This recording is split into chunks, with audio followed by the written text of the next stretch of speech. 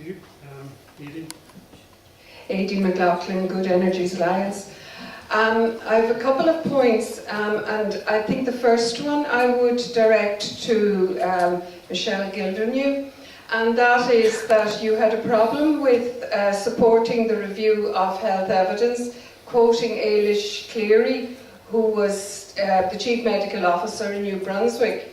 Now what she was doing a health impact assessment, and there's a very different thing. An assessment is not the same thing as a review.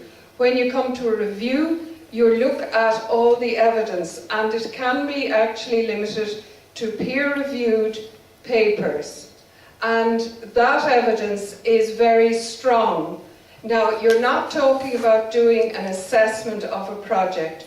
You're just doing a review of the actual scientific evidence that is there. So I don't see where there could possibly be a problem in that. A review is a review, it is not an assessment. The second point I would like to make is that the situation with CMD Smith is actually even worse than what was described today, because people mightn't realise that when the tenders went out from the EPA, what they were looking for was a framework operator. In other words, that it was a single contract tender that went out. This was got by CMD Smith, and to get that contract, they had to put their research team together.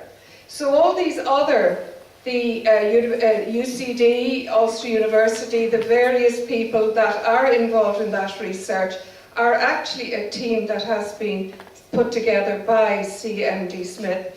And you can just imagine that in that situation, or CDM, sorry, it is CDM Smith, in that situation, I don't know what bias or what conditions, or even we don't know what scope has been given to those research projects. I was trying to find out what exactly was the team that's been given the bit that Eddie was talking about. What scope were they given? That apparently is not for public consumption. Also, I was actually at a meeting with the EPA where last October, when we were told that the interim reports of this research would be presented at a public meeting and could be discussed. A couple of weeks ago, I again was at a deputation to the EPA asking for an update. Now we're told there will be no such thing. The interim reports will be assessed internally, and the first time that the public will see any of the results is when the final report is being produced. Now this is despite the fact that we were told at the stage of terms of reference that there would be further opportunities to participate. Also, the Aarhus Convention says that the public should have the opportunity to participate in decision making at all stages. And if the interim report isn't one of these stages, well, I'd like to know what it is. So that is that.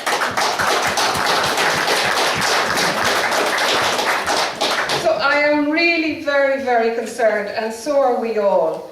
And really the lack of openness in the whole procedure is absolutely damning, I think. CDM Smith, I don't know how they have managed to get this contract, but really and truly it is very worrying the way the whole thing is being conducted.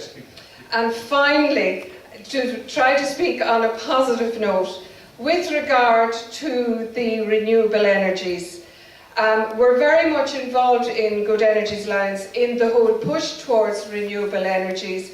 And now we look and see, in the context of climate change and all the rest of it, the Guardian newspaper in England have started a campaign, Keep It in the Ground. And I honestly feel that in the context that 80% of all known resources in fossil fuels have to remain underground if we're to keep global warming below 2%, what are we doing trying to look for more fossil fuels. We have 5 times more that can be used anyway. So look, let's ban all licenses. And then we won't have to worry about PPA.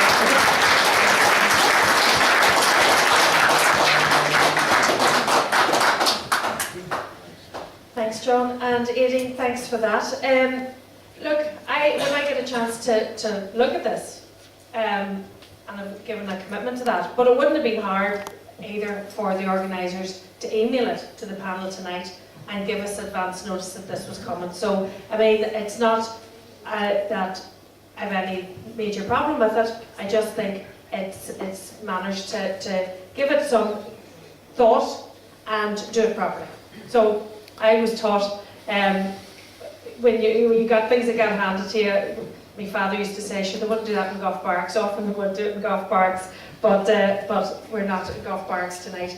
In terms of your contribution, Aideen, it's very worrying to think that the interim report would not be made available, and I will be checking this out. Phil Flanagan was here earlier. I'm not sure if he still is. I know he also has a wake to go to tonight.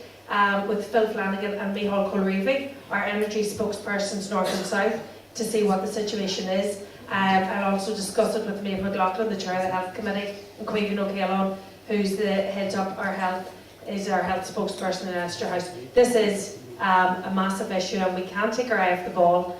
And I'll certainly look into that tomorrow. Yeah, Aileen, good questions and points that you raised. I will raise it with the Minister in Stormont, Mark H. Durkin, and it is that when the interim report is not going to be publicised, it has to be made sure.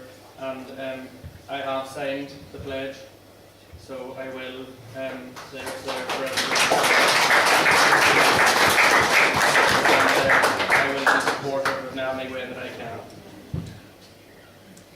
Thank you, Aideen, for your points and questions. Yes, you're quite right that a review and an assessment aren't the same thing. On the climate change point, yes, when I first heard about the licences back in 2011, it was the climate change issue which was first in my mind, and that's why I first joined the Fermanagh Fracking Awareness Network.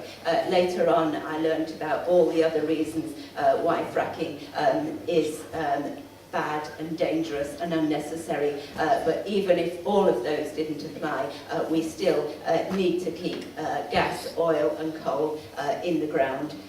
We don't need them and we can't afford them, and our children in particular will suffer if we go on greedily using resources which are not ours to use. Thank you. Thanks, Aileen. I'll be very brief in the sense that, look, the point around the interim report, I think it proves just the secrecy of it all. Not wanting people to know, not wanting people to give their view. And I go back to something I said earlier, and that was the All-Ireland Air Quality Report on smoky fuel, where we as Assembly members, we as a committee, didn't even have the opportunity to have an input into the terms of reference. Now, it's a different issue, but the same principle applies. We should have the opportunity to have our say, and then we can reflect back what you people think. And at least you are slightly closer to that decision-making process. And I think that would be a major step at least. But if it's not going to, if it was said it was going to be made public, it's not going to be made public, then there's something deeply wrong. Others have said they will make inquiries and so on.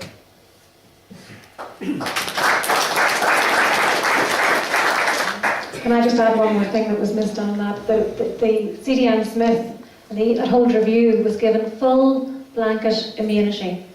So that's another thing to think about that shouldn't be happening and very unhealthy.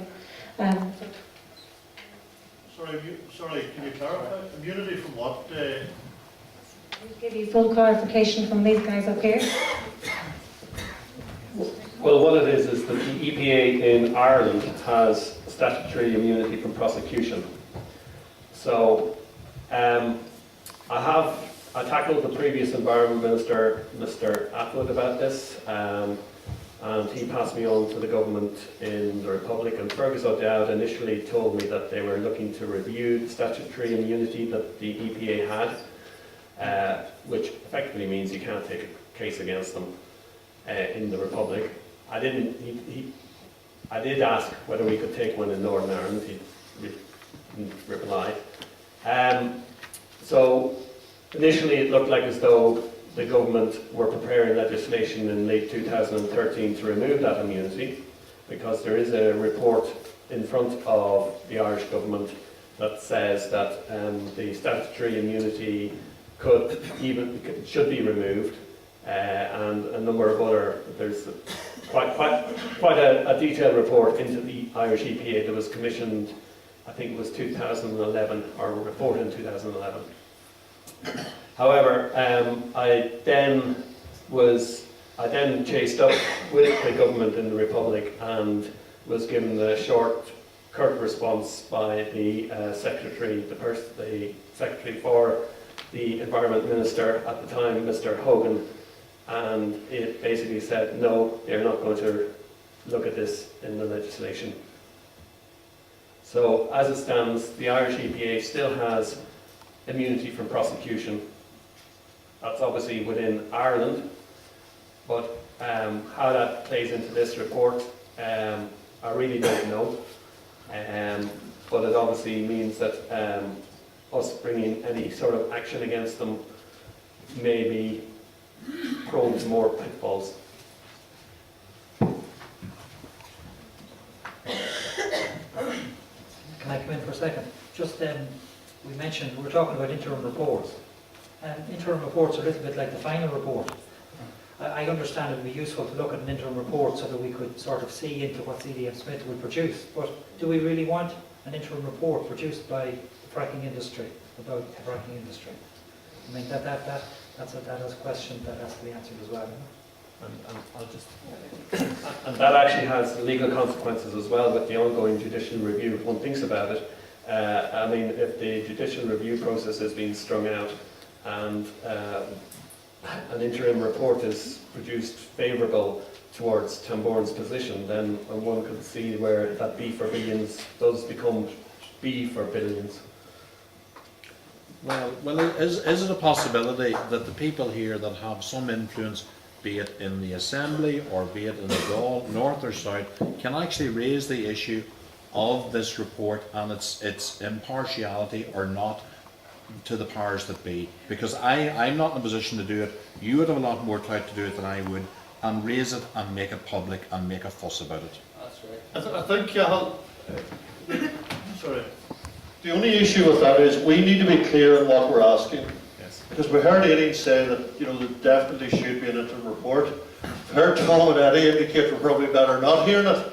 So Yes. we need to know what line we need to take. And Well, I'm happy to do that, as I'm sure others I'm are. actually thinking more from Just- there's evidence up there that they have said that the I think it was the Vice President said that the New York report was based on emotion and not on research. And Tambourne have indicated on their website that they think there's going to be a favourable outcome to this. This company is closely related to the fracking industry.